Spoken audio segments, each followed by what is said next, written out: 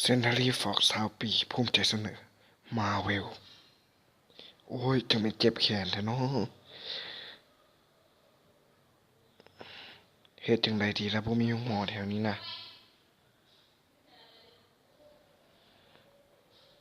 เรื่องนี้มันคือสิเป็นเรื่องที่เศร้าที่สุดตั้งแต่ที่ข้อยเคยเล่นมาโอ้ยคันฮู้ว่าถูกแควแล้วเลือดสิออกกูน่าจะใส่คอเกตตามหมอสั่งโคตรเหี้ยโคตรเหี้ยเลยบ่มีโทรทัศน์ให้กูเบิ่งโคตรเหี้ย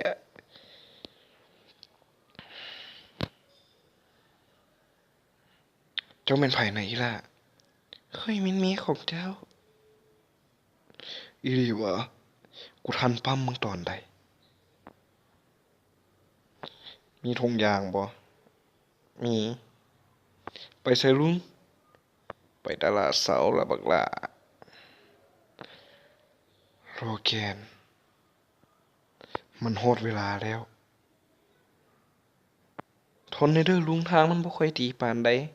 มันขับรถภาษาใดมันว่ามึงตาย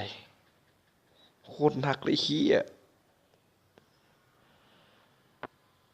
ขอนอนตักแดมึงถูกจับแล้วโคหาหยังหั่นนะมันงามไอ้เหี้ยมึงตายมึงเก็บตายกูฮ้อนไอ้เหี้ยปืนปลอม